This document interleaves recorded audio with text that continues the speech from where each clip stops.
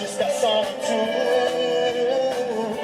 Et qui pourra nous décourager si nous sommes unis en lui?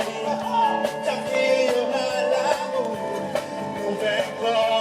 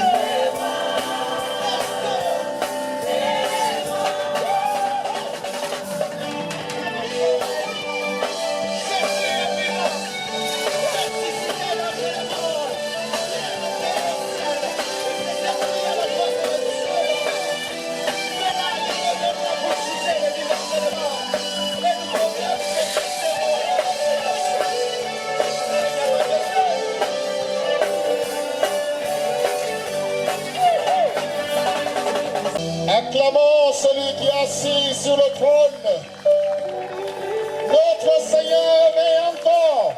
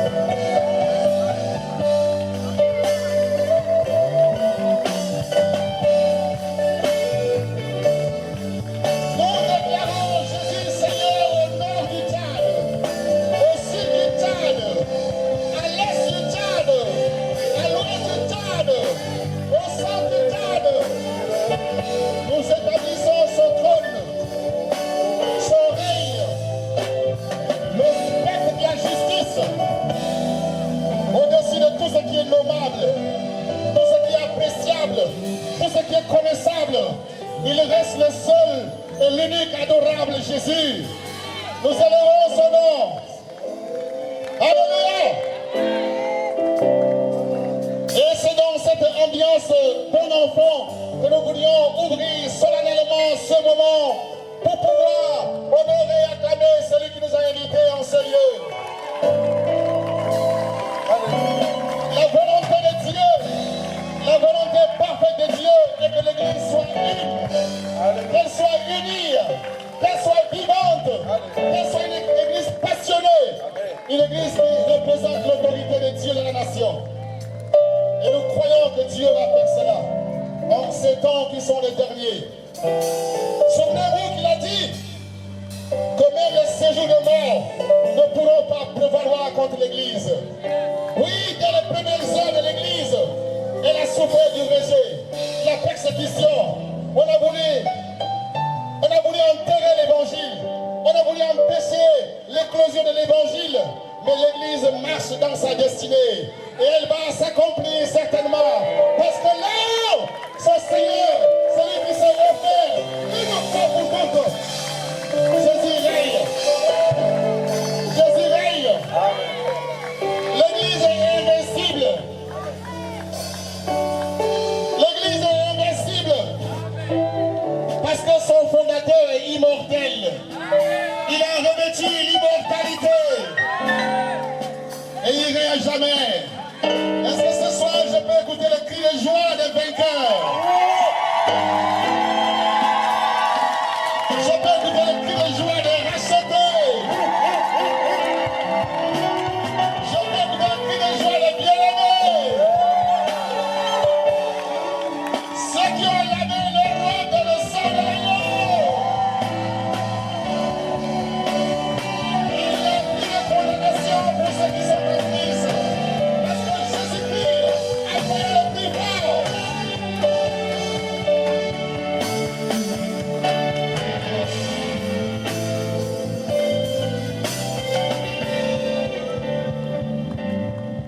La Bible dit que le Christ par sa mort a brisé les murs de l'inimitié. Ce soir, nous brisons les murs de l'inimitié au nom de Jésus.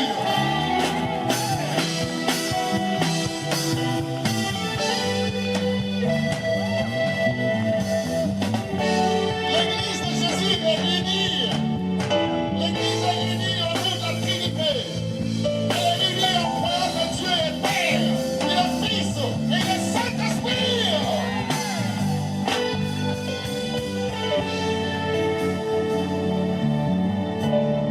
L'église est unie du fait que Jésus-Christ est le seul et l'unique sauveur. En dehors de lui, il n'y a point de salut. L'église est unie du fait que Jésus-Christ est mort et il est ressuscité le troisième jour, selon les Écritures. Alléluia!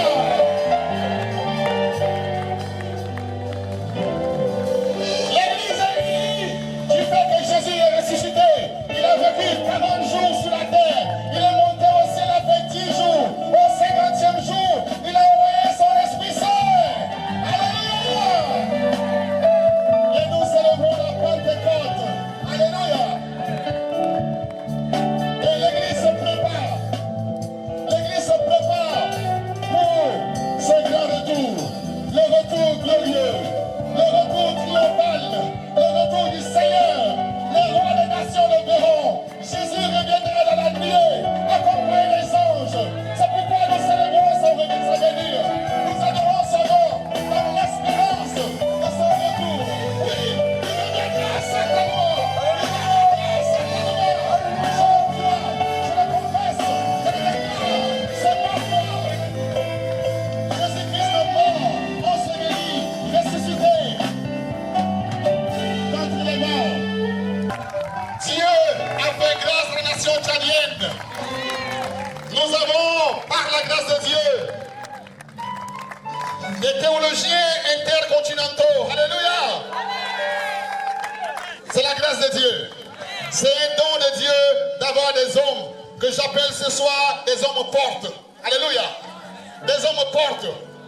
Des hommes qui peuvent nous introduire dans la connaissance de Dieu, qui peuvent nous introduire dans l'intimité avec Dieu.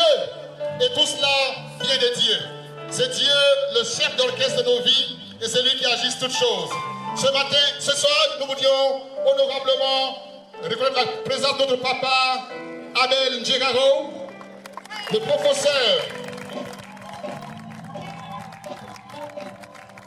Là aussi, vous savez, pour nous, ça semble être un imprévu, mais je dirais que cet imprévu est prévu par Dieu. Parce que nous avons aussi Abel Manita, l'apôtre qui est là aussi. Alléluia. Abel Njegaro, Abel Manita. Oh, quelle symphonie d'unité à la gloire de l'Éternel. Alléluia. Et nous voulions que l'église du Tchad marche main dans la main pour installer le Christ comme Seigneur dans les cœurs et dans les vies. Et ça, c'est un symbolisme éloquent qui parle à plus de titres. Nous voulions honorer la présence du président de l'Alliance des églises de Pentecôte au Tchad, à la présence du pasteur Logamo. Alléluia. Nous voulions honorer Papa Djiladoum Jacques, le pasteur, un homme qui a fait ses preuves dans la nation, et que Dieu soit béni pour sa présence. La Bible dit que l'honneur à celui qui mérite l'honneur. L'honneur est biblique, nous voulions honorer les pères. On ne doit pas déplacer.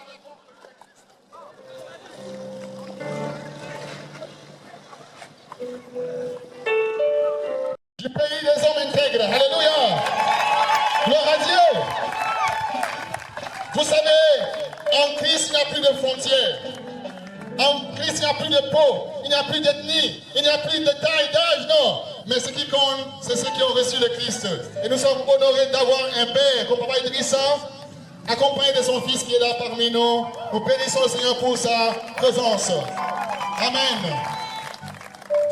Nous voulions également reconnaître la présence de notre frère, à qui Dieu a investi cette mission en lui, et qui a bien voulu se disposer avec autour de lui, nous puissions harmoniser nos violons pour jouer la symphonie de l'unité. Il se veut simplement donner le pasteur Ibrahim Sakal. Pour les intimes, nous l'appelons Abraham David. Alléluia. Deux noms de deux grands personnages de la Bible rassemblés en une personne. Dieu ne peut que faire des choses extraordinaires pour une telle vie, n'est-ce pas? Alléluia. Nous sommes fiers et honorés de l'avoir dans la nation et nous bénissons le Seigneur. Merci. Nous l'accueillons au nom de Jésus. Acclame pour Jésus-Christ, le roi des rois, le Seigneur des seigneurs, celui qui règne sur le Tchad.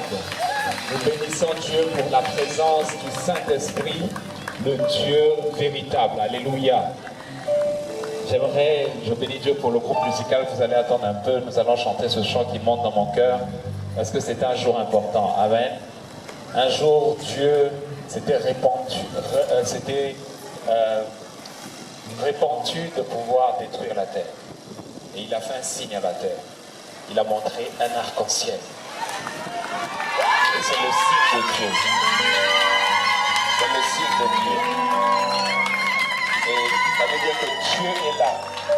Alléluia. Le roi des rois, le Seigneur des seigneurs, c'est lui qui règne sur le Tchad. Et c'est lui que nous sommes venus célébrer, glorifier en un seul corps. Parce qu'il est la tête de l'église. Il est le véritable. Il est le roi des rois. Il est celui à qui l'église appartient. Nous bénissons Dieu. Parce que cela est un signe de Dieu. Et je bénis Dieu pour la présence de tout un chacun. Nous allons nous asseoir dans la présence de Dieu. Nous voulons honorer Dieu, le Dieu Tout-Puissant, parce que quand j'ai vu ce signe, ça montrait qu'il était là. Il y a 12 ans, nous avons eu par la grâce de Dieu la première édition de la semaine de l'unité du corps de Christ. Et nous avons eu le même signe. Le même signe. Dieu nous a montré un arc-en-ciel dans le ciel. Il devait pleuvoir et il n'a pas plu. Amen. Cela montre que Dieu a une alliance avec son Église. Il a une alliance avec le Tchad. Et nous voulons honorer Dieu. Acclame encore pour le roi des rois, le Seigneur des seigneurs. Nous voulons également honorer nos pères. nos devanciers. Si aujourd'hui, par la grâce de Dieu, tu es en Christ, ou que je suis en Christ, c'est parce qu'ils ont payé le prix. Il ne faut pas oublier cela.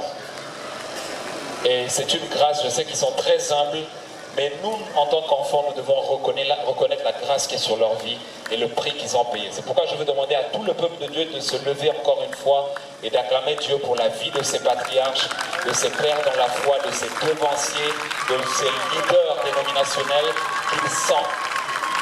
Alléluia. Amen, amen. Je bénis Dieu assez humble dans sa présence. Je veux également reconnaître la présence de tous les hommes de Dieu qui sont là et également du peuple de Dieu. Merci d'avoir cru que ce que nous sommes en train de faire vient de Dieu. Je ne suis pas seul parce que je ne porte pas cette vision seul. Il y a beaucoup de frères qui sont dans l'assemblée, qui sont en train de vous accueillir et ils sont tous membres de cette organisation. Avec beaucoup d'entre eux, ça fait 12 ans que nous avons organisé la première édition. C'était au ministère des Affaires étrangères et Dieu nous a fait grâce 12 ans après de pouvoir organiser la deuxième édition. Alléluia. C'est pourquoi nous sommes reconnaissants à Dieu pour ces hommes qui sont dans l'ombre et qui sont en train d'accomplir le plan de Dieu. Acclamez Dieu pour leur vie parce que ce sont les hommes de l'ombre et c'est eux effectivement qui portent la vision avec nous pour la seule gloire du nom de Jésus. Le Seigneur nous a demandé dans cette saison ensemble, parce que nous avons prié, nous prions régulièrement tous les vendredis pour cette nation. Nous sommes nombreux, certains ne sont pas au Tchad, certains sont à l'extérieur, d'autres sont dans le pays. Et par la grâce de Dieu, tous les vendredis, depuis plus de 2 ans, nous avons repris à prier pour cette nation comme vous priez. Et l'année passée, le Seigneur a mis dans notre cœur de pouvoir organiser à nouveau la semaine de l'unité du corps de Christ. Amen. Nous bénissons Dieu parce que cette période est très importante. Depuis 2020, nous sommes dans ce qu'on appelle le centenaire de l'évangile au Tchad. Le centenaire de l'évangile au Tchad qui est en train de se poursuivre jusqu'à 2025 parce que l'évangile est entré dans cette nation en ce moment et elle est encore en train de prévaloir. Mais ce qui est particulier dans cette saison est que dans cette même période, nos pères qui étaient les devanciers et qui ont porté l'évangile à ce moment-là venaient de plusieurs dénominations. Au risque de me tromper, je crois qu'il y avait 5 dénominations. Et quand ils sont venus dans ce pays, c'était des missionnaires, ils se sont accordés ensemble pour pouvoir porter l'évangile dans la nation. Et ils se sont tenus d'une même main. Ils ont créé l'entente et par la grâce de Dieu, ils n'ont pas regardé à leurs différentes dénominations. Et ils ont compris que le corps doit être un afin de gagner cette nation à Jésus. Et ce que le Seigneur a mis dans notre cœur, c'est que durant cette semaine, nous en tant qu'enfants, nous en tant qu'Église, nous devons rester au pied de tous ces pères qui vont intervenir, de tous ces devanciers que nous honorons. Et afin d'écouter la véritable volonté de Dieu par rapport à l'unité. Le corps de Christ, c'est comme un corps humain. Il a différents membres, mais qui ne se ressemblent pas. Mais cela, c'est leur cohésion et leur concorde ensemble qui font en sorte que par la grâce de Dieu, le corps peut se mettre en mouvement et que l'homme peut avoir la vie.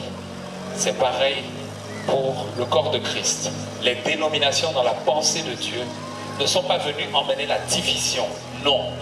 Les dénominations sont venues pour agir et porter l'évangile dans les différentes catégories socio-culturelles qui peuvent exister dans notre pays. Nous ne sommes pas le seul pays qui a plusieurs dénominations et les autres pays, par la grâce de Dieu, évoluent. Ça veut dire que la dénomination n'est pas mauvaise. Et c'est ce que nous, en tant qu'enfants, en tant qu'enfants de ces pères, nous devons comprendre dans cette génération. Il n'est pas question d'un homme, je répète, il n'est pas question d'un homme.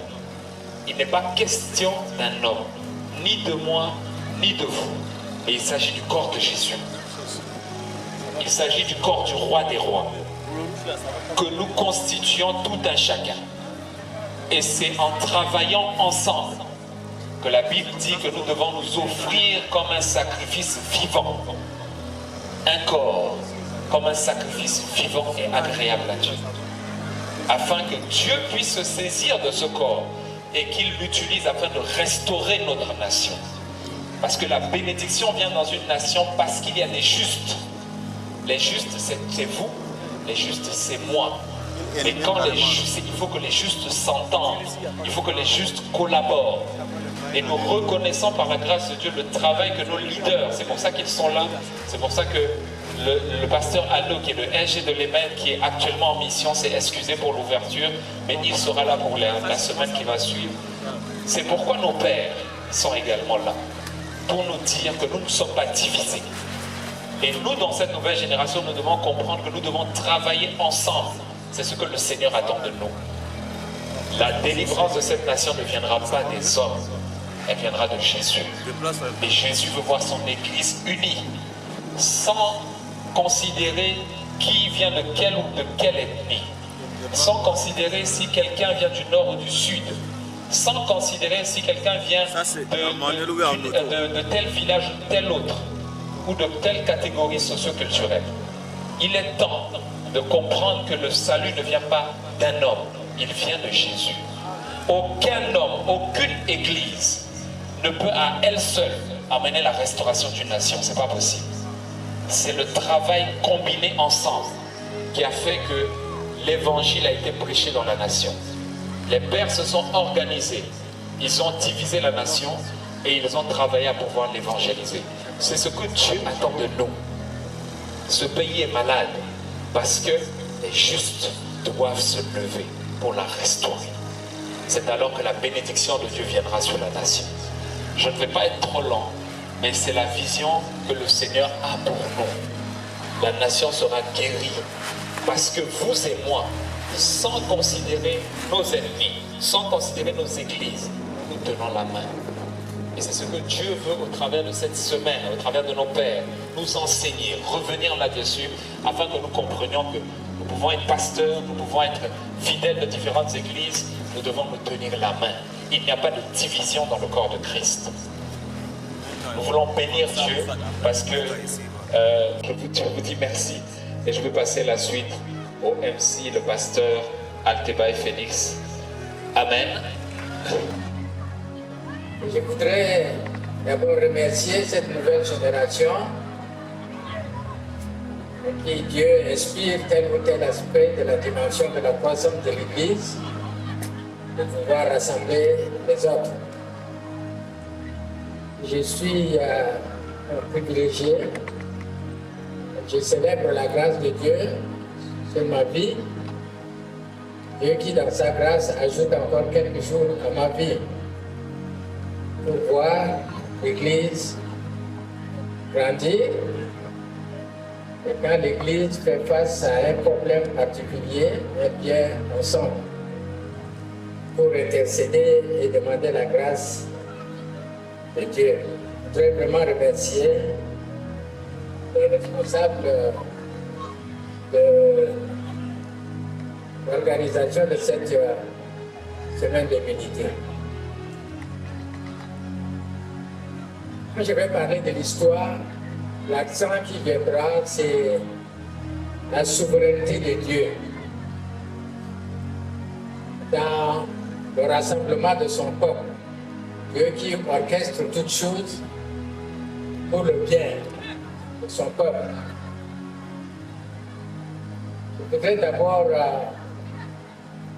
sur cette ligne, dire que j'ai été contacté un peu tardivement pour cette rencontre, et c'est surtout pour faire la connaissance du pasteur Ibrahim, que j'ai vu seulement il y a 2 jours, je ne connaissais pas. Et Dieu, dans sa souveraineté, par l'intermédiaire de sa sœur, j'ai pu faire sa connaissance. Il a partagé avec moi sa vision et surtout le fardeau de son cœur. On a conversé par téléphone, je me trouvais encore aux États-Unis, et j'ai accepté. C'est moi-même qui lui ai proposé, ce qui m'intéresserait, c'est de parler de l'histoire. Parce que si le Seigneur me laisse vivre encore, je discerne la situation de l'Église dans le monde, et particulièrement au Tchad.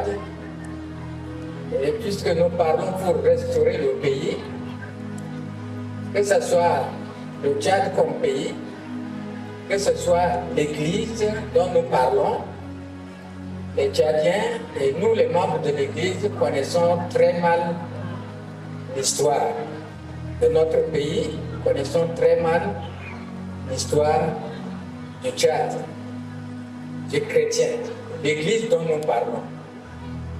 Comment se fait-il que nous nous réunissions aujourd'hui? Comment l'Évangile est rentré? Qu'est-ce qui s'est passé?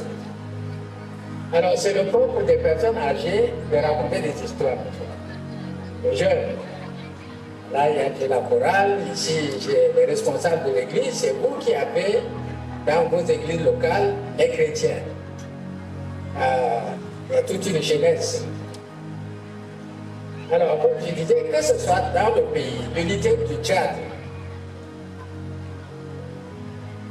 ne va pas se former réellement si on ne connaît pas l'histoire. L'unité de l'Église non plus. Mais la perspective chrétienne est que Dieu, dans sa souveraineté, travaille au cours de l'histoire de l'humanité, l'histoire de notre pays, l'histoire de l'Église, pour que nous puissions découvrir sa souveraineté, sa sagesse. Rien n'est impossible à lui.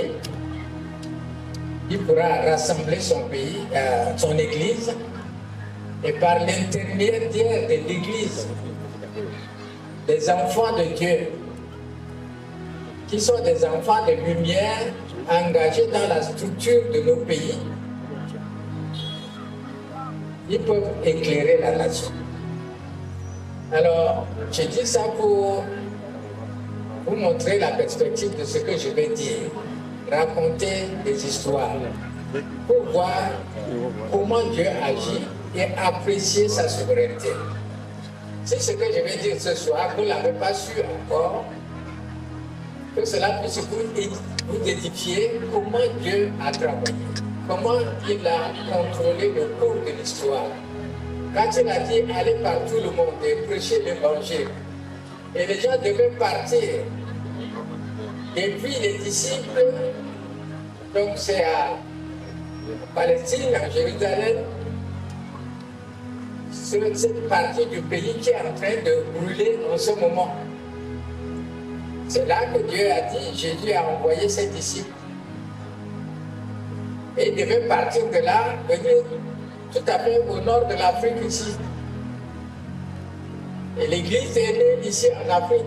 Je pose comme question, quelle est la première Église dans le monde?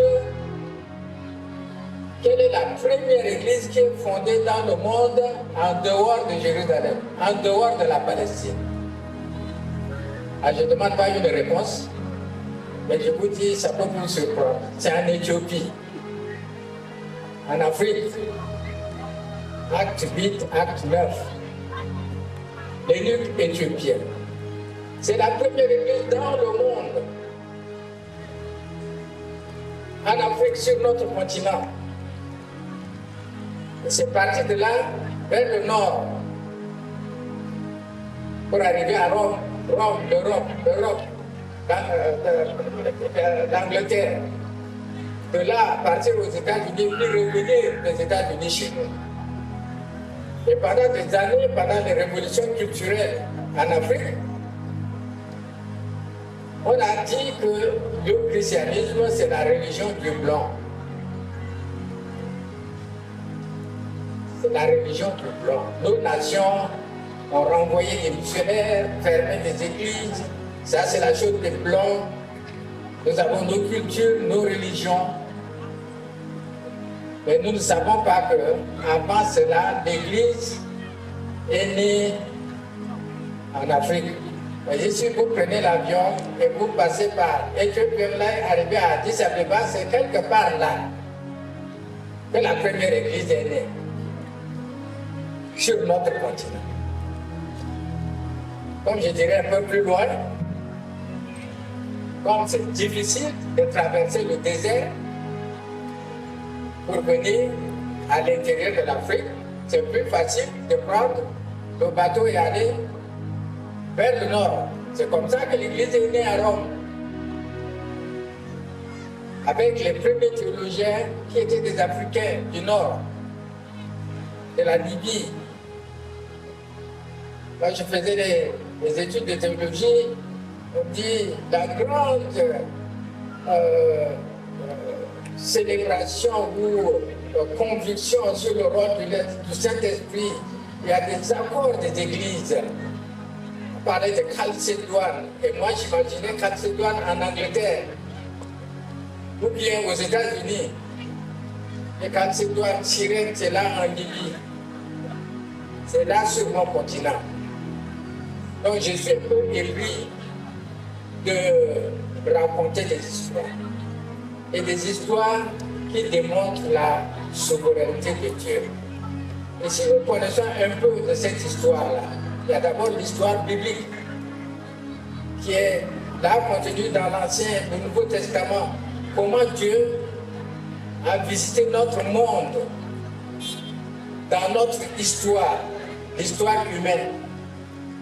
Ça pose des bases historiques de l'Ancien et du Nouveau Testament. Et Dieu s'est révélé dans l'histoire de l'humanité. Alors, tout ça c'est pour dire l'histoire c'est important. Et je vais en dire quelques-unes. Hier encore, je reviens pour la guerre. L'ouverture d'hier était excellente. Très bien avec les jeunes qui ont célébré le Seigneur, avec l'enseignement du pasteur Danita, et aussi l'atmosphère. C'était effrayant hier. Il y avait la pluie qui devait venir, il y avait l'arc-en-ciel, il y avait des signes qui montrent que Dieu est à l'œuvre et que nous voyons même dans l'atmosphère ce qu'il peut faire. Hier, ma pensée est allée à deux situations. Il y a encore un mois de septembre. Je vais mettre ça aussi dans l'histoire. La première personne qui est arrivée au Tchad avec l'évangile est arrivée au mois de septembre 1920. Première personne, premier couple. Le mois de septembre 1920. Et avant cela, il n'y avait rien. Les Français étaient au Tchad en 1900. Au risque de me répéter, j'ai dit ça, je vais y revenir en 1900. 1900, la mort de Rabat.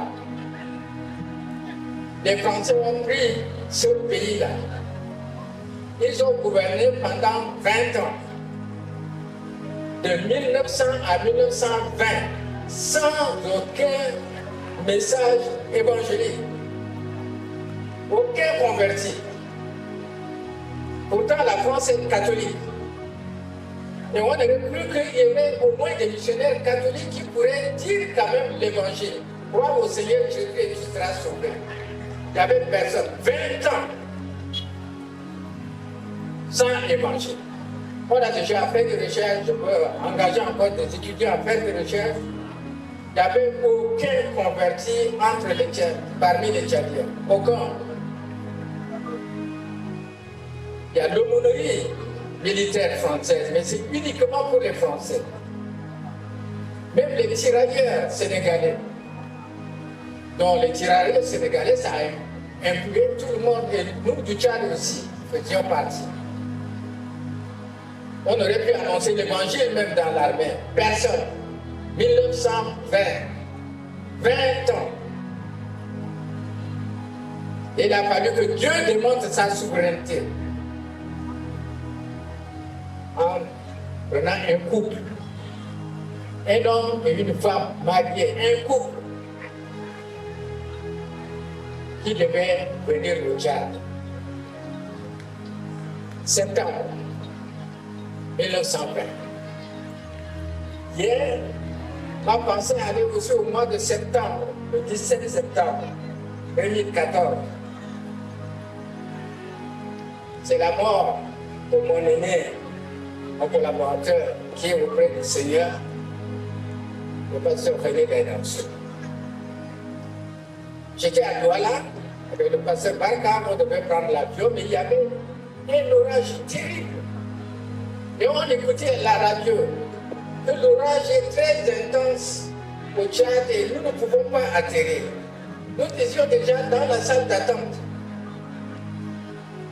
Et comme l'avion ne pouvait pas quitter parce qu'il y avait l'orage ici, on nous appelait pour nous amener à l'hôtel. Et en ce moment-là, nous recevons le téléphone du Tchad où le pasteur Gaïdanso est décédé. 17 septembre 2014. Hier, avec cet orage, j'ai pensé à ce qui s'est passé. Et à un mois de septembre. Je le cite et je dirai encore quelques mots pour le besoin de l'histoire et dans le domaine de l'unité. Que c'était aussi lui, comme aujourd'hui, il y a tant de jeunes qui se lèvent déjà, vous qui êtes responsables de l'Église aujourd'hui. Quelqu'un a frayé un chemin d'une manière ou d'une autre. Et c'est lui qui a écrit son premier document, que malheureusement, heureusement ou heureusement, mais je l'ai publié à titre posthume. Son ouvrage sur les missions et l'église évangélique au Tchad. C'est lui qui a déjà fait des recherches pour voir quel est l'état, comment l'évangile est arrivé. Les premières recherches, si vous êtes étudiant en sociologie ou en théologie, ou bien même en sciences humaines, il y a un document écrit par le pasteur Gaïdanso sur nos origines. Il y a d'autres, je n'ai pas mis, on n'a pas d'autres copies, mais vous pouvez chercher chez le pasteur Barka, si vous vous intéressez, le premier ouvrage publié à titre posthume sur Gaïdanso. Non pas sa vie, c'est un autre ouvrage, mais ici c'est son travail à lui pour chercher à établir l'histoire de l'Église au Tchad.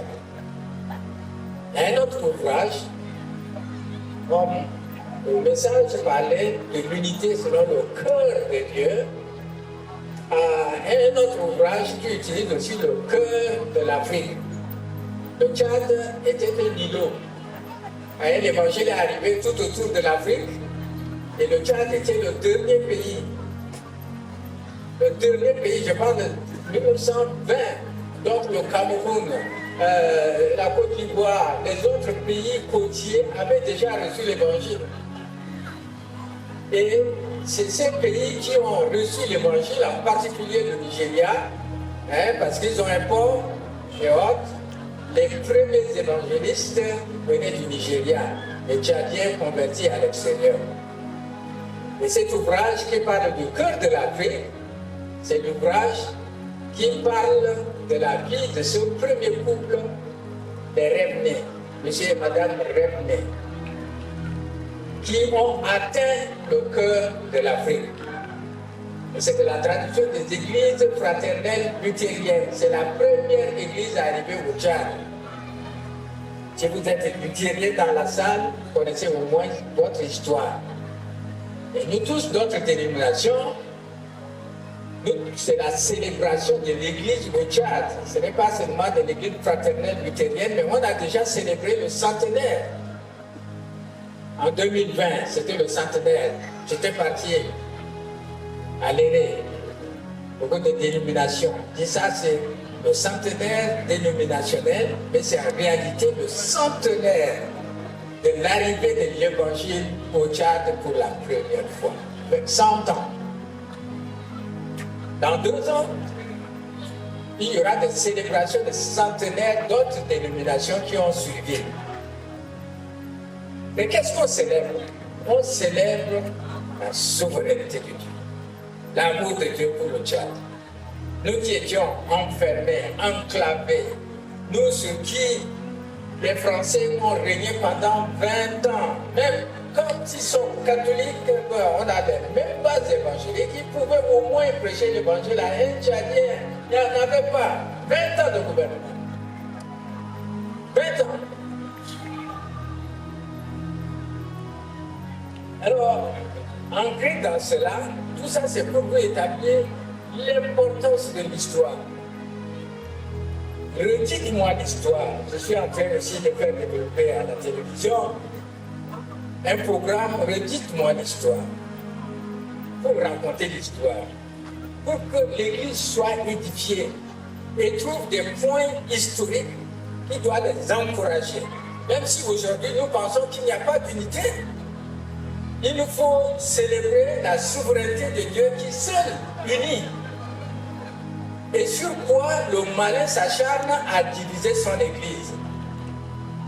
Si vous faites l'état de Dieu, évidemment, particulièrement par les responsables et dirigeants de nos églises ici en Afrique, vous allez voir que beaucoup de divisions, de sujets de division ne sont pas des sujets de doctrine. Toutes nos dénominations, nous croyons que si tu crois au Seigneur Jésus-Christ, tu iras au ciel. Quelle dénomination ne prêche pas ça? La foi en Jésus-Christ t'amène au ciel. Parce qu'il n'y a pas un autre chemin, un seul. Et sur ça, nous sommes tous unis. Nos dénominations, nos églises.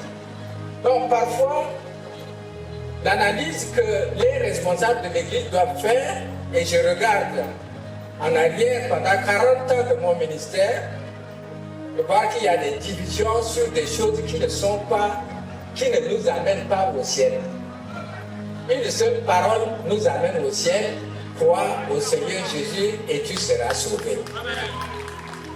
Oui. J'ai déjà raconté à un petit groupe le comité qui est venu me voir. Moi, j'ai fait 4 ans de théologie en France. Et quand j'étais revenu, j'ai salué ceux qui m'ont soutenu. Et vous voyez, moi, j'ai été soutenu par l'église du Tchad. Je n'ai jamais eu de bourse de gouvernement. J'en avais 3 que je n'ai pas pu prendre. Mais les chrétiens ont donné 60 francs CFA. Pour que j'étudie 4 ans en France, hein, c'est la vérité. Ils étaient unis pour m'envoyer. Donc, je remerciais les églises et j'étais arrivé à une des assemblées chrétiennes de Paris-Congo. Je saluais les gens et il y a une maman qui tenait sa Bible dans sa langue. Je l'ai saluée et elle m'a dit: mon enfant, quand la Bible dit « Crois au Seigneur Jésus et tu seras sauvé », est-ce que c'est pour ça que tu as étudié 4 ans en France? Et j'ai dit: maman, c'est pour ça la semaine. Je suis docteur, je suis professeur, Dieu m'a donné beaucoup de grâce, mais aucune de ces choses ne va m'amener au ciel. Ce sont des valeurs ajoutées, des connaissances que Dieu nous donne pour mieux le connaître, pour mieux le servir. Aucune de ces choses ne va ouvrir le ciel. Donc restons ancrés sur ce qui nous unit. Sur ce qui nous unit. C'est la parole, le chemin du salut. La vie chrétienne pour que les gens nous voient. Et ils vont nous donner le nom de chrétien. Savez-vous que le nom de chrétien est donné par les païens? Est-ce que vous le savez? C'est utilisé seulement 3 fois dans le Nouveau Testament. Ce sont les païens qui ont vu les chrétiens marcher ensemble et ils ont dit: ça, ce sont des chrétiens. Ceux qui suivent Jésus. Ceux qui ont la pensée de Jésus. Restons unis sur cela. Et si nous sommes unis sur l'essentiel qui va affecter notre marche ensemble, et alors les autres vont voir, voilà les chrétiens. Et c'est beaucoup plus quand nous sommes dans le secteur public, dans la structure du gouvernement, dans les directions, dans les ONG. comment nous vivons notre vie chrétienne. Et l'Église est là pour, moi je crois que de cette manière, nous pasteurs, enseignons les chrétiens à être solides pour que quand ils rentrent dans leur bureau, et c'est eux-là qui vont transformer là où ils sont, et petit à petit, par groupe, une certaine justice, une certaine stabilité peut s'instaurer dans notre pays. Au-delà de du miracle que Dieu lui-même va faire, au-delà de ce que nous pouvons dire. Maintenant, dans le vécu de l'unité, les bases posées par le pasteur Manita hier et aujourd'hui par le docteur Dumanga, les bases sont déjà là. Nous connaissons. Mais le plus souvent, c'est le vécu. C'est le vécu. Comment nous marchons avec le Seigneur. Comment nous démontrons notre amour les uns envers les autres. Vous voyez, le passage qui est mis là, c'est marcher ensemble. Et au point où nous ne sommes pas d'accord, Dieu va nous éclairer. Donc nous cherchons l'unité en nous basant sur ce qui est essentiel.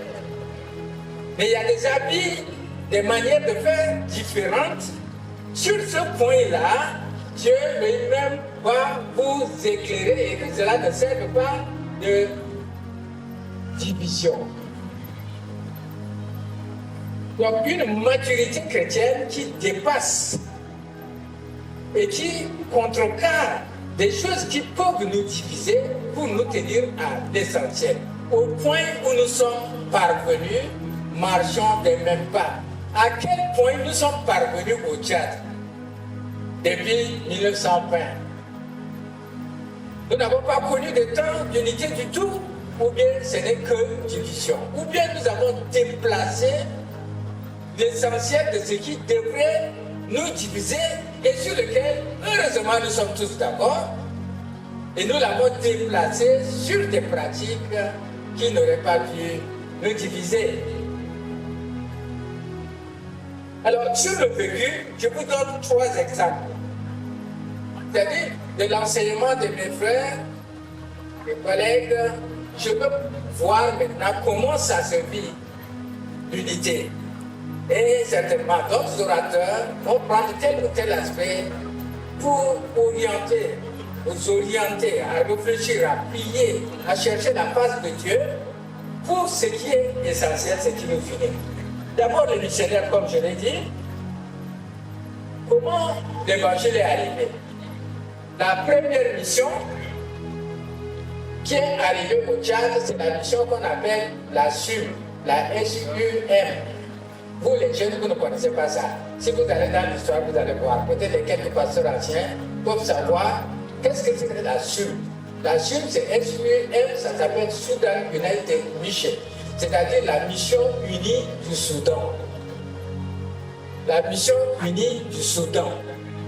C'est une mission qui est organisée avec plusieurs dénominations, parmi lesquelles la mission qui a donné naissance aux assemblées chrétiennes du Tchad, la mission qui a donné naissance à l'église évangélique du Tchad, donné naissance aussi aux luthériens, église fraternelle luthérienne. Ces 3 dénominations-là sont issues d'une même mission qui s'appelle la SUM. Comment la SUM est née? La SUM est née en 1900. En 1900 en Angleterre. La même année où Rab a été tué au Tchad, 1900. Même année. Souveraineté de Dieu, de voir que ce pays, qui vivait peut-être tranquillement, même si Rab a été venu du Soudan, de l'Égypte, pour conquérir ce pays-là, bon, les Français sont venus pour le contrecarrer. Ils l'ont tué, 1900. La même année, une mission est créée en Angleterre en 1900 pour envoyer des missionnaires en Afrique. Et c'est cette mission-là qui a quitté New York le 11 novembre 1918. Le 11 novembre 1918, vous apprenez dans l'histoire, c'est l'amnistie, c'est l'arrêt de la guerre. Avant, avec la guerre, aucune mission ne pourrait sortir. Le monde était resté dans la guerre, donc il y avait moins de missionnaires. Et ce couple qui est parti d'un petit village aux États-Unis que j'ai visité, je suis allé voir une petite ville, est parti à New York attendre que la guerre s'arrête. Et le 11 novembre 1918, la guerre est arrêtée. Et 5 jours seulement, ils ont pris le bateau de New York. Pendant 16 jours de navigation, ils sont arrivés à Dakar. De Dakar, ils ont pris le train pour arriver à Lagos, au Nigeria. De là, ils ont pris des pirogues. Ils ont pris des pirogues et puis des vélos pour aller à Ibi, une des villes du Nigeria, où ils ont installé le quartier général de la SUM, S-U-M, qui est d'origine anglaise. Toutes ces 3 dénominations-là venaient là. Et c'est de là, comme c'est interdénominationnel, chacun est venu avec sa dénomination, mais ils étaient unis. La Sudan United Mission, l'unité, pour conquérir le monde. Ils ont laissé tomber leurs particularités des luthériens, ceux qui ont fondé l'église évangélique au Tchad sont des presbytériens. Ils ont laissé ça tomber. Destination des pays d'Afrique pour annoncer le nom de Jésus-Christ. Donc, voici l'unité déjà. Les collègues qui vont venir vont parler aussi de l'unité dans l'action, dans les activités. Mais c'est comme ça, l'unité a commencé avec les missionnaires déjà, avant de venir au Tchad. Et c'est du Tchad maintenant, ils ont dit, bon, moi je suis accepté, je suis de l'église des frères, donc je vais aller avec cette pratique, je suis luthérien, je vais aller avec cette pratique, et ainsi de suite. Et c'est le couple luthérien qui est arrivé le premier au Tchad au mois de septembre 1920 dans la ville de Léré. C'est là que l'église va commencer à naître. Ils ont attendu 3 ans. 3 ans pour obtenir l'autorisation d'évangéliser les Tchadiens. Les Français leur ont refusé 3 ans. Et qu'est-ce qu'ils ont fait? Ils ont appris la langue. Ils ont développé la littérature. Ouais, c'est comme ça, tout le monde savent lire la Bible. Parce qu'ils ont développé un système, je dis tout le monde, c'est exagéré, mais les chrétiens. Parce qu'ils ont développé un système d'alphabétisation, un système de travail en commun, c'est-à-dire si tu sais lire, apprends quelqu'un d'autre à lire. Si on applique ça dans la nation même, le taux d'alphabétisme ne va pas baisser. Et sur le plan national du Tchad, c'est l'Église qui a la littérature. C'est l'Église qui a amené l'éducation, l'enseignement. C'est l'Église, n'oubliez pas cela. Tout le système éducationnel, que des gens aillent faire des recherches pendant les indépendances, lesquels qui tenaient le ministère de l'Éducation au Tchad, c'était des prêtres, des jésuites. C'est eux qui ont mis ce système dans lequel nous avons évolué. Bon, je reviens dans nos églises évangéliques. C'est comme cela que Repné, monsieur et madame Repné, que je n'ai pas connu, et j'ai connu leur fils, j'ai connu leur petite fille, parce que mes enfants étudiaient dans la même université aux États-Unis, et quelle était ma joie de voir le fils de Repné. C'est lui qui a amené l'évangile au Tchad pour la première fois. 3 ans. J'ai dit cela 3 ans. Les Français ont dit non. Il ne faut pas permettre à ces protestants-là, et même l'Église tout court, ils étaient même contre l'Église catholique. Parce qu'il y avait un problème en France qui a gêné et il n'aimait pas le cléricalisme, c'est-à-dire le clergé. L'Église a tellement dominé en Europe avec la complicité des rois. Quand il y a eu la Révolution, les Français qui ont fait la Révolution ont rejeté l'Église. Donc ils n'aimaient pas que l'Église évangélique, ou du moins les chrétiens, catholiques comme protestants, s'installent ici. Ils n'aimaient pas. Ce que je vous dis, c'est documenté. Si ce n'est pas documenté, je ne peux pas raconter. Des textes qui disent qu'il ne faut jamais permettre à ces chrétiens bornés-là de s'installer dans notre pays, dans nos pays que nous allons diriger.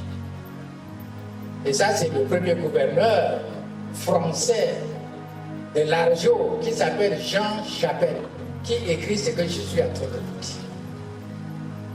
Parce qu'après l'indépendance, tout le Nord était gouverné encore par les Français. Il n'y avait pas de Tchadiens après l'indépendance, très peu dans la partie Nord. Bon, il ne faut pas que je glisse dans une autre histoire que je peux donner en public ailleurs. Revenons chez nous. Ils n'étaient pas d'accord. Mais c'est là où il y a la souveraineté de Dieu. Mais comment Dieu agit souverainement? C'est lui qui incline les cœurs des rois. C'est lui qui brise les cœurs des rois. Que ce soit ceux qui nous ont colonisés, que ce soit nos chefs dans les villages, que ce soit les Français, c'est lui qui incline le cœur. 3 ans, quand les luthériens n'ont pas obtenu l'autorisation de s'installer, Béré et Yagua, il y a eu un changement de gouverneur au nord du Cameroun. Et le gouverneur du nord du Cameroun était protestant. Donc il a dissuadé son collègue gouverneur du Tchad de donner la permission. Vous voyez comment Dieu œuvre aussi avec les autorités. Même s'il y a ceux qui sont méchants, ceux qui ne veulent pas, mais Dieu passe par quelqu'un d'autre aussi pour ouvrir la porte. Et c'est ainsi que l'autorisation a été donnée. Là, je parle des missions. Pour votre connaissance, vous prenez le Sénégal jusqu'au Soudan actuel. C'est ça qui s'appelait le Soudan en 1920. Ce n'est pas le Soudan pays, mais c'est une bande de terre qui va du Sénégal jusqu'au Soudan actuel. Et vous voyez la configuration dans tous les pays de ces régions-là. Le nord est à prédominance musulmane et le sud de ces pays à prédominance chrétienne. Les chrétiens se sont positionnés vers le sud du Sahara pour empêcher que l'islam descende. C'est la souveraineté de Dieu de bâtir son église et on doit voir, c'est parti du sud pour monter vers le nord. Il y a des détails très intéressants qui démontrent la souveraineté de Dieu. Si les Français étaient en retard pour arriver à N'Djamena, après la mort même de Rabat, les Anglais de l'autre côté du Nigeria devaient venir aussi négocier avec le fils de Rabat. Et c'était une question de retard seulement, de course des Anglais et des Français pour prendre le Tchad.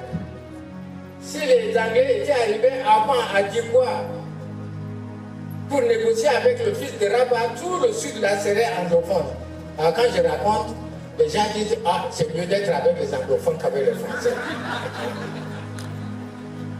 Mais il y a eu seulement un retard et les Français sont arrivés avant de faire la barrière aux anglophones. Et nous sommes sous ce joug des Français. Mais c'est Dieu.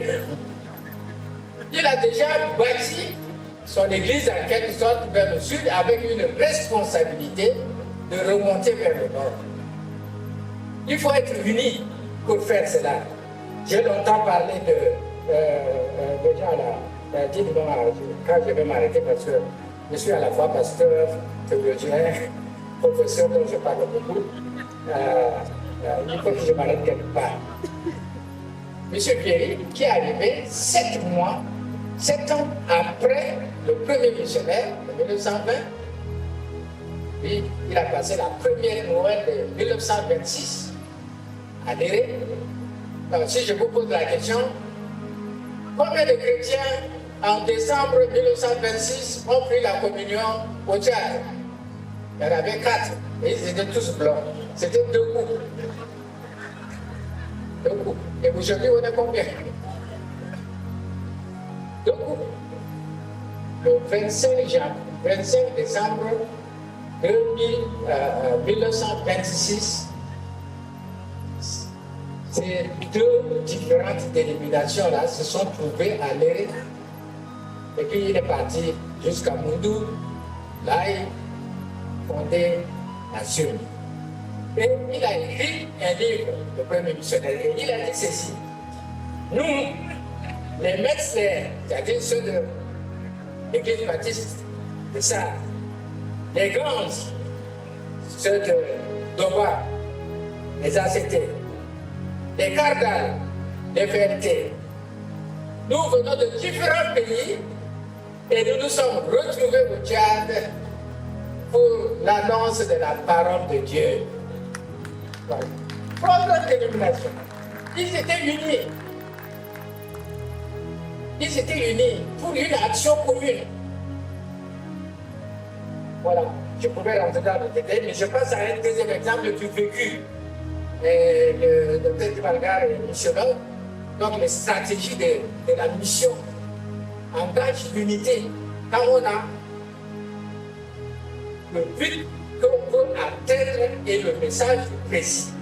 Je prends des gansos, mon aîné, celui sur qui j'ai aussi évolué, grandi, théologiquement.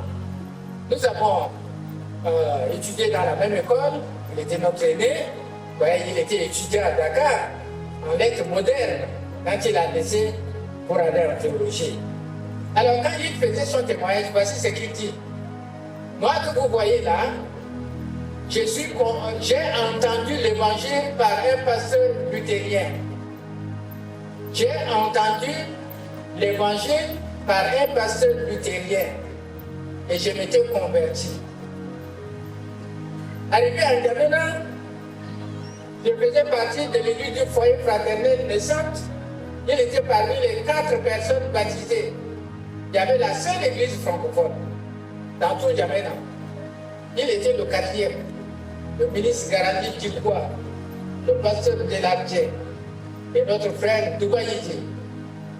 Celui qui a écrit au président Thomas Mbaye pour dire c'est faux. C'est même pas un pasteur. Et quand il a l'initiation, il a dit au président, c'est faux ce que vous faites. Et je suis prêt à mourir. Ça, c'était les 4 baptisés. Djikwa Garandi. Les jeunes, si on vous pose des questions historiques, si vous chantez la complète du Tchad, quel est beau ce pays d'Afrique, c'est lui qui l'a composé. Et quand on lit ces complètes-là, ce qui se passe aujourd'hui, là, ça a été prédit en quelque sorte. Bon, voici ce dernier un frère, les jeunes, vous devez apprendre à connaître vos pères. Et j'ai dit dans vos églises, là où l'église est née, informez pour voir qui l'a fondée, comment ça s'est fait. Et vous allez découvrir la souveraineté de Dieu. Comment Dieu travaille dans l'histoire et suscite des hommes par-ci et par-là. Dieu est souverain. Alors voici comment nous, donc il était baptisé au foyer, et puis il a reçu sa vocation aux assemblées chrétiennes. 3 dénominations. Converti dans l'église fraternelle luthérienne, baptisé au foyer fraternel et a eu la vocation de pasteur aux ACT. Donc ça appartient à tout le monde. C'est ce qu'il disait. Oui, mais maintenant, comment lui et moi on a émergé pour rester à l'essentiel. À l'essentiel. C'est des amis, vous qui, mes collègues là, vous étiez à Ouaga, vous étiez à Guerre, à Jean, tout ça, les gens en dehors nous pensaient que nous, on était de la même dénomination. Mais nous, on n'est pas de la même dénomination. Mais les gens nous voyaient comme si on était de la même dénomination. Comment ça se passe? Par exemple, la Sainte-Seine, les assemblées chrétiennes près de la Sainte-Seine, toutes les semaines. Moi, dans l'ET, je prends une fois par mois. Donc, quand les danseurs vont courir pour aller prendre la Sainte-Seine, ça ne me dit pas grand-chose. Moi, j'attends un mois d'abord. Et puis, je prends aussi pour moi. Ça, c'est la pratique. Personne n'a critiqué l'un ou l'autre, comme l'un est plus important que l'autre. Est-ce que vous m'écoutez bien? Quand j'étais aux États-Unis, les baptistes là-bas prennent une fois tous les 3 mois. Et moi, j'avais faim. J'ai dit, je ne vais pas attendre 3 mois. Mais on est d'accord. Dans le conseil d'église, même si cela vous effraie, la prière, chez lui, les femmes ne prient pas. Chez moi, les femmes prient. Alors, vous n'êtes pas divisé. Quand il vient chez moi, dans ma dénomination, quand une femme prie, il dit Amen. Mais il ne dit pas Amen dans son église. Mais on est bien. Dans le mouvement national, dans les ACT, les femmes sont dans le comité national. À l'ET, le jour où on aura une femme dans le comité national, les choses vont tomber. Vous voyez notre diversité? Et nous avons marché ensemble. Nous avons marché ensemble. On aura eu un temps avec les collègues pasteurs. Il faut dépasser ça. Il faut dépasser ça. Et s'en tenir à l'essentiel. À l'essentiel. Troisièmement, je pourrais aller encore loin, mais je vais donner la dernière pour m'arrêter. Et si vous me donnez encore un autre temps, je dirai encore, mais sinon, ça c'est déjà suffisant. Le frère, le pasteur Manika qui est au milieu de vous, et il vous a parlé hier. Je le connaissais, je le connais encore maintenant, et l'une des souverainetés de Dieu, c'est qu'on s'est rencontrés maintenant il y a longtemps, ça fait presque 20 ans qu'on ne s'est pas vu. Mais moi, j'ai été témoin ici au Tchad de la collaboration entre lui et le pasteur Abouna. C'est la première fois, c'est sous le mandat respectif, l'un dans l'entente évangélique, l'autre dans l'alliance pentecôtiste, qu'ils ont rapproché les grands ensembles, pas pour une fusion, mais pour une entente, pour une compréhension. Je les ai vus travailler. Vous avez raison de l'appeler pour qu'il soit là. Quel que soit hier, il a parlé des insuffisances, des erreurs.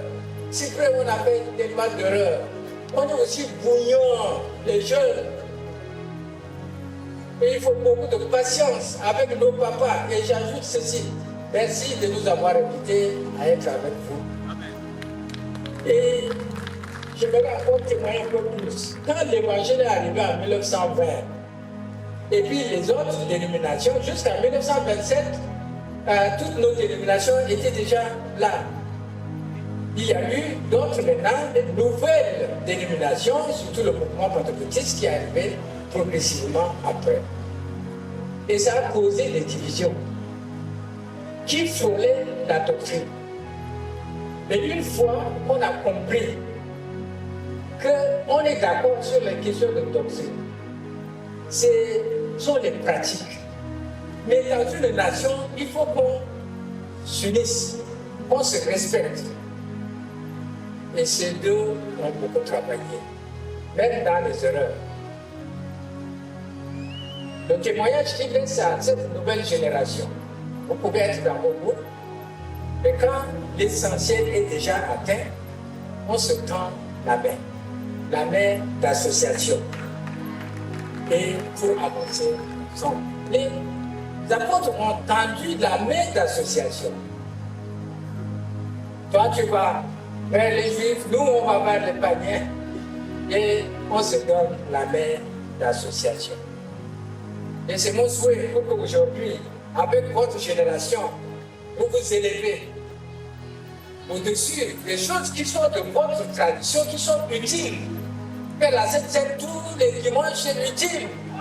Si vous grandissez dans ça, grandissez dans ça. Celui qui fait une fois, grandissez dans cela. Observez, discernez, qu'est-ce qui touche la doctrine fondamentale qui nous amène au ciel. Et si cela ne le touche pas, acceptez-vous réciproquement. Ces deux hommes ont travaillé. Je crois que je n'ai pas encore dit à Mouna, je vais l'appeler, que j'ai trouvé ma guitare. Et d'autres. Je peux citer d'autres exemples, mais je viens de citer le vécu là, toi, les missionnaires, mon rapport avec des danseurs d'une autre dénomination, l'exemple posé par le pasteur Manita et le pasteur Akuna. Et après ça, il y a d'autres, vous êtes là.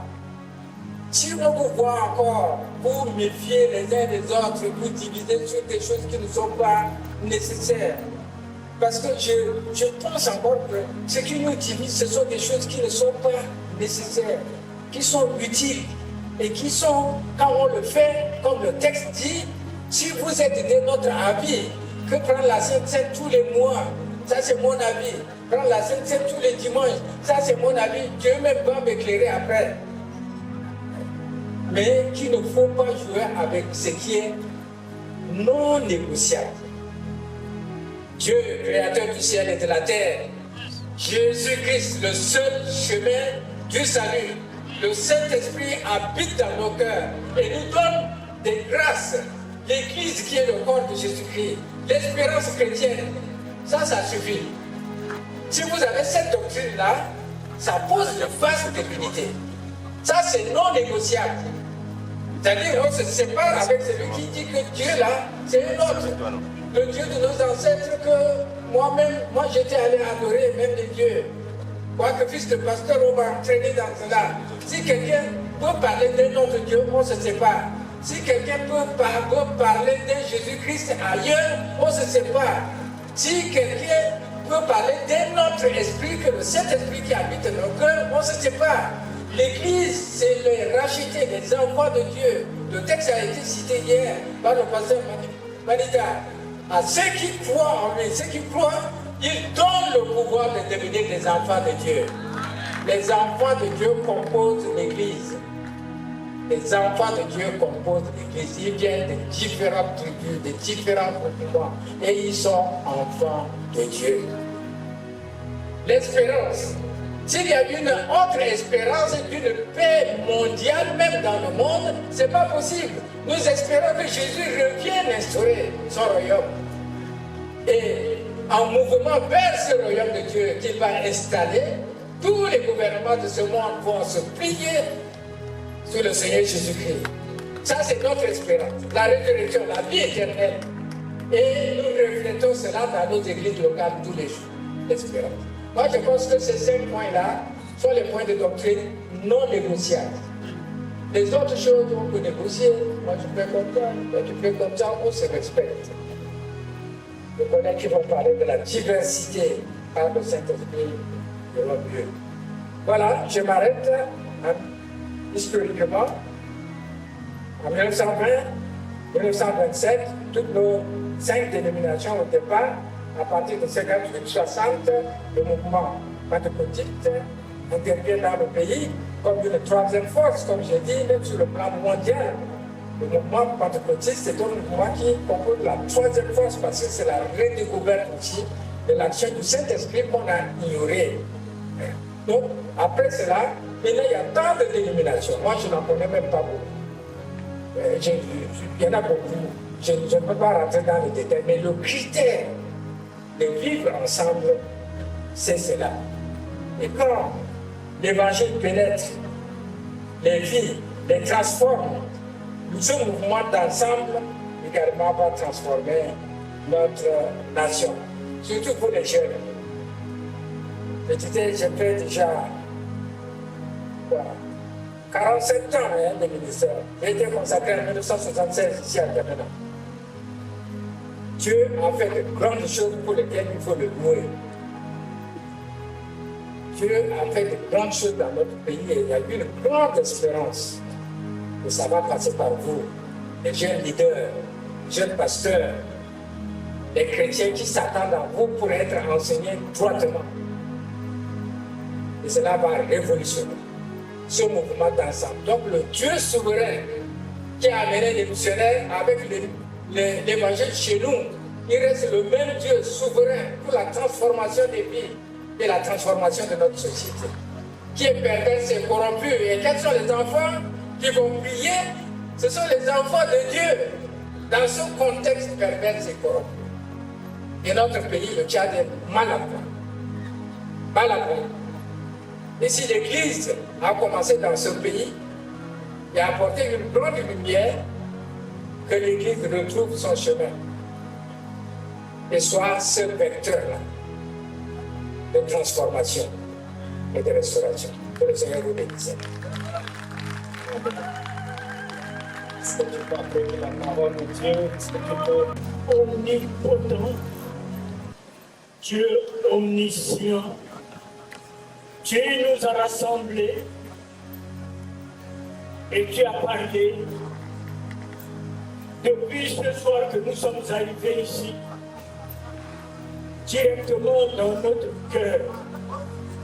Ce que tu veux, Seigneur, c'est notre cœur. Ce que tu veux, Seigneur, c'est notre engagement. Ce que tu veux, Seigneur, c'est la repentance, réparer les choses, revenir à toi. Oh notre Dieu, que pourrons-nous faire sans toi? Nous avons besoin de toi continuellement dans notre vie. Personne ne pourra dire, je pourrais faire mon chemin tout seul. Toi qui as décidé, avec les autres, de faire l'homme à votre image. Nous voulons rester, Seigneur, ensemble, en t'honorant, en te bénissant et en te disant merci de nous avoir donné Jésus-Christ. Dieu nous a donné Jésus-Christ dans ce pays du Tchad. C'est la plus grande richesse que tu as donnée à ce pays. Et nous voulons te dire merci. Merci pour le don de Jésus-Christ. Merci de ce que nous l'avons reçu. Merci de ce que nous sommes rassemblés ce soir en son nom. Merci de ce qu'il est au milieu de nous. Oh, merci Seigneur. Nous allons partir de ce lieu conduits par le puissant nom de Jésus-Christ. Nous allons, Seigneur, nous reposer ce soir et repasser, Seigneur, toute ta parole. Et Jésus est là au centre de tout ce que nous avons vécu aujourd'hui. Nous voulons, Seigneur, dans ces instants, bénir ton peuple qui est rassemblé ici, au nom de Jésus-Christ. Bénir, Seigneur, cette organisation, mais bénir, Seigneur, ton nom dans tout le pays du Tchad. Ton nom apporte la guérison. Ton nom apporte la restauration. Ton nom est le seul nom qui, dans les cieux, sur la terre et sous la terre, donne la vie. Sauve, Seigneur. Merci, notre Dieu. Merci pour ton amour. Merci d'avoir gardé les uns les autres et de nous mettre ensemble. Continue ton œuvre dans nos vies. Nous te disons merci. Oui, que la grâce, la paix de Dieu, qui surpasse toute intelligence, garde nos cœurs dans la paix, dans l'amour de Dieu. Et lorsque nous partons d'ici, allons avec cette image qui nous a été donnée et réfléchissons à quoi nous allons faire. Amen. Amen.